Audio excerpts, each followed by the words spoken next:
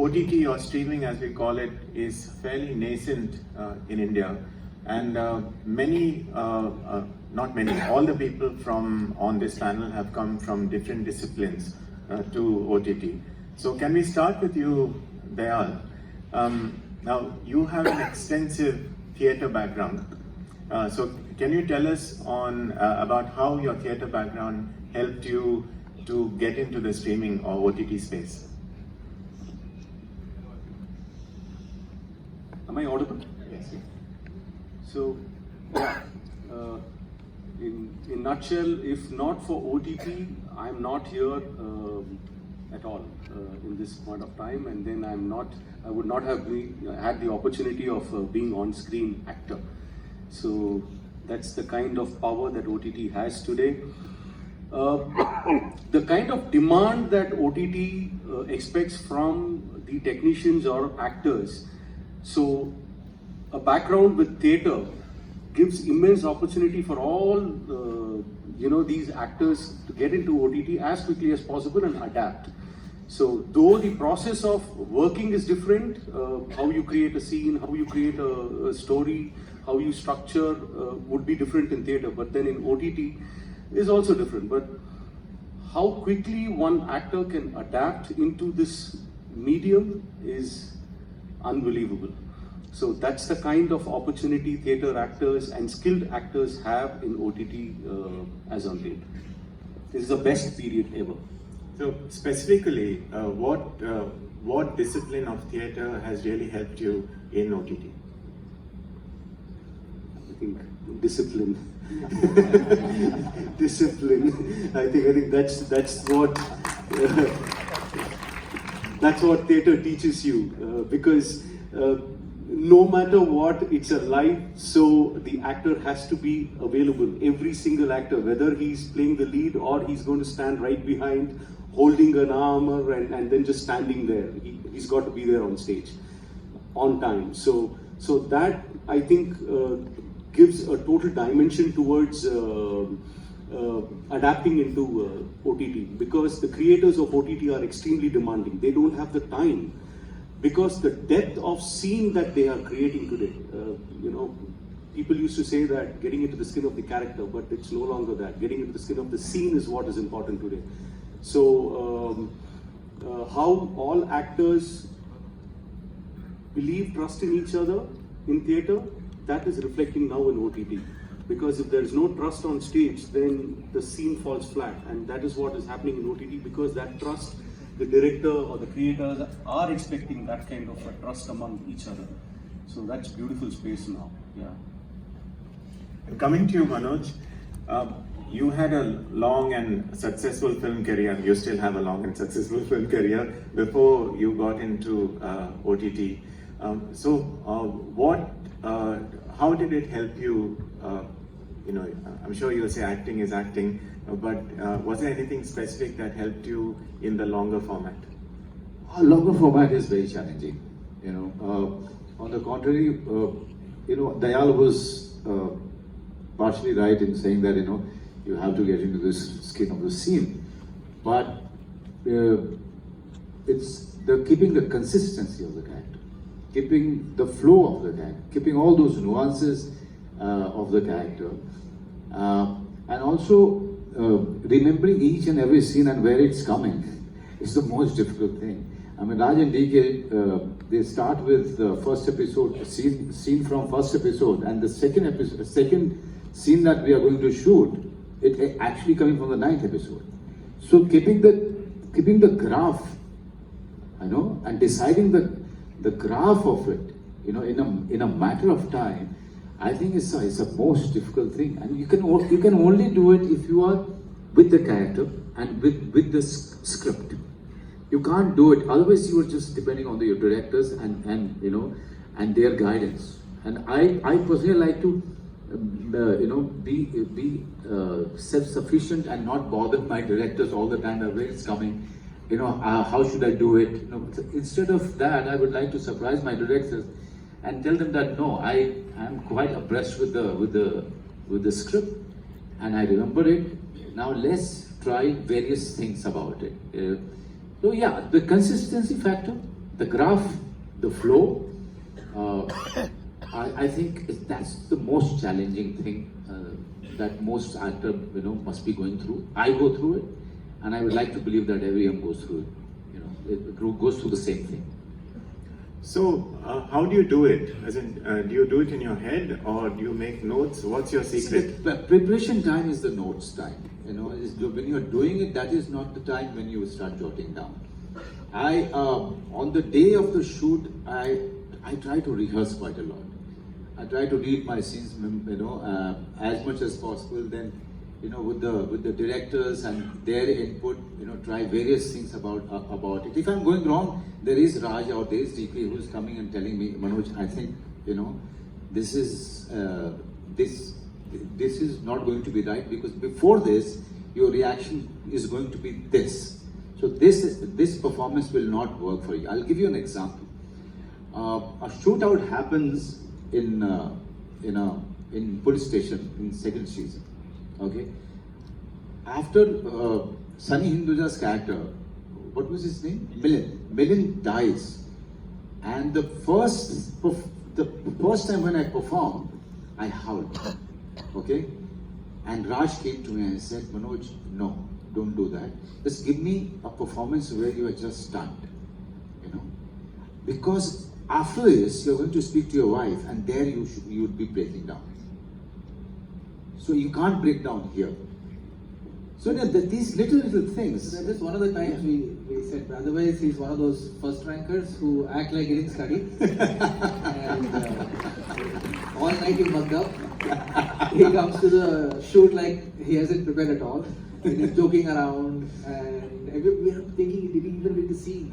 I'm always worried he's not reading it right. So he's just one of those guys, who will surprise you on the scene. And he wants to surprise us constantly. I said, tell me, it's okay. I don't want to be surprised every time. So yeah, he's one of the most well-prepared actors who doesn't look it. But once he performs, you realize that he's actually on the dot every single time.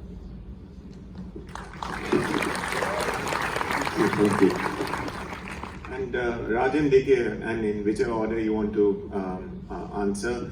Now, you came into OTT with a background of independent cinema. With I still remember watching Flavors, which is still one of my favorite films of yours, and which was delightfully indie. And now, then after a few films, you did Family Man, which is obviously big in scale and everything. So, what about indie cinema helped you, make a mark in OTT?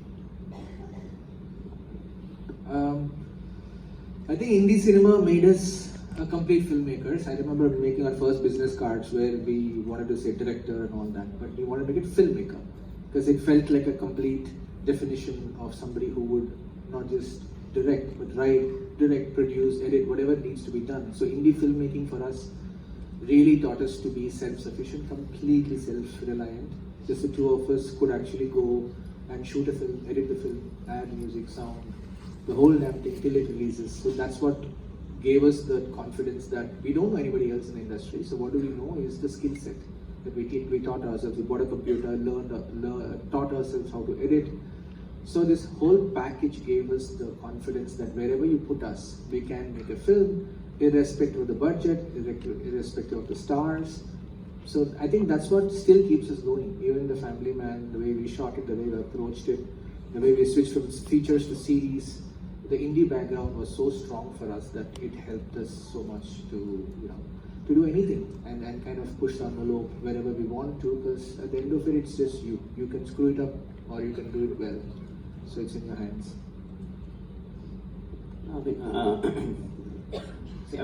Not necessarily for OTT, but indie filmmaking, what it does is it helps you come to terms with that you'll not get everything you want, and there's a lot of things you won't know, and you'll have to kind of adapt, and jugaad is the word for it, somehow get the job done. That's how we started off making films. So once we are comfortable making films, we made a few films and everybody's making films, suddenly this new beast called OTT, this series comes to India, right? Of course, all of us have seen series from the West, and there are so many favorite series from the last decade or two that we all have. But for the first time, we are making every filmmaker in India, like nobody in India has ever made a series right? There is no producer, nobody who knows how to make a series in India, and suddenly now we have to make a series. So I think the Jugaad mentality, that idea of going back and figuring out how it's done, that comes in very handy. So because when we made our first series, we had to relearn a lot of things about how to make a series, just like we had to learn how to make a film in our first film. No, also, Naman, so sorry I'm taking this, but there are certain framings that they do in their series. Usually, you've never seen it. You've seen it in indie films. Okay, the certain framing, certain composition that these two used to suggest the cameraman, or suddenly think of putting the camera in some place and shooting that particular shot. That used to give me suddenly it used to tell me that these guys are either watching all the independent films or they are going back to their flavors days. So I think it helps in crafting also. Am I right? It helps in crafting your scenes, your shots. I think it helps me a great deal. My own experience of independent films. Lovely. Apoorva, can you tell us about your journey and what led to Delhi Crime? So I started out as a banker and soon realized that power of storytelling was where my heart gravitated towards. I'm a army kid who traveled our country and truly believe that we have hyperlocal stories that must reach the rest of the world. The route to Naman, reaching Delhi Crime was exactly in these 3 steps. I was a Sony Pictures Networks Asia girl. I used to run Animax and EXN for a long time. And American programmers were the love of my life, as in Amazing Race Asia, you name it, like Cyril, Simply Magic, Minute to Minute. And till I met Anurag Kashyap and Guneet. And they had this entire, I call them very lovingly, gangs of Aramnagar, who have built this beautiful indie haven. You walk into the Aramnagar space in Bombay, you'll feel the whiff of independent cinema. And it was very raw, it was beautiful. I saw some documentaries. I remember the first ones were Placebo and Haramkhor. These are the 2 films that I saw that completely blew me away in terms of its narrative strength. And I started falling in love with indies. So I started watching, and they kept rolling out one film after the other in terms of Vimeo links, right? Not accessible, best film festival runs, but deeply appreciated across the world, but there was no distribution. So I like to plug myself as a need gap, how do I kind of fill in the gap? And I kind of started going to every independent filmmaker. And meanwhile, I had left my job and fallen in love with a person who lived in the United States. So I didn't have a job at that time. So I thought I'll self-create that job. And I said, okay, I'll go to every independent filmmaker who has made a film in the past 10 years, who've traveled festivals. And so many of your pieces dropped into my lap. And it was just like I went to Netflix and I knew that they were opening their global channels and global territories.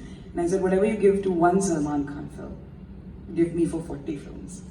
40 independent. So these were films that were completely jaded, and independent filmmakers were supposed to, I had to convince them that when I said digital rights, they were like, "Aap piracy karte hain. You are the one who, so the intention was to be able to train them. So I spent two years convincing filmmakers to give the portfolio. And the first deal that we structured with Netflix kind of gave life. But that was also the beautiful time when Ammu, Siddharth, Amal, Fandry, Filmistan, a group of films was released, and they've not only found viewership from across the world, it started opening up metrics in terms of what OTTs can do. So a lot of our careers are built on that, but I started understanding the need gaps. And then the buying patterns, renewal of deals kind of started teaching us what is it that is appreciated. Delhi Crime came with a lot of love, with Richie just trusting my instincts for feedback, for creative feedback. And once I read the scripts, I said, no matter what, I will make this happen. Because we went to every platform and everybody passed on it. From Netflix to Amazon to Hulu to Vice. I even went to some South American platforms. But what was interesting was that a bunch of financiers came together. They had faith. SK Global was the last to enter. And mentors Jeff Zagansky and Aaron Kaplan. The story is quite well known, but I had to put in my own money and I went all out. And that was the big risk that you do take with pieces that you really trust. And these are calculated risks. And now, what Delhi Crime was able to do. You have to have faith in the bound script. And then nobody else, like that is the living, breathing leader. And including the director starts serving the purpose of achieving that. I would like to point out to what Manoj said as well, and Dayal said as well, is that there's an ensemble here. There is this teamwork that they spoke about so beautifully. That there is a protagonist and there's a very clear structure of who is the hero and the anti-hero, but there is an ensemble that uplifts. Like if it was only Manoj was only shouldering the responsibility of putting so many plot lines and carrying the weight of so many plot lines, the other performers, and that's why theatre performers and drama school performers are so well adapted to, because the discipline that you have to perform on stage on that one day together as a cohesive unit is so brilliantly translated to an OTT environment where you don't have, a specific. All Bollywood films have that very specific one character-led storyline. Here, everybody has their own subplots, and they have to shoulder that responsibility of elevating. So, a Shefali gets elevated because of Rajendra or Rasika Duggal, like all of them, Rajesh Telang, all of them really uplift that performance, and so does Go With Him. So, this cohesive unit, and that's a dream and a boon and a bane actually as producer as well as for directors, because there's a larger unit to manage. But series are truly large independent films, in my understanding. Like a Delhi Crime would be 3 independent films put together. So that's my journey. That's how I read Delhi Crime. But my last one was Hunt for Veerappan, which is my very favorite. So we'll talk about that. But yeah, that's the latest. Yeah,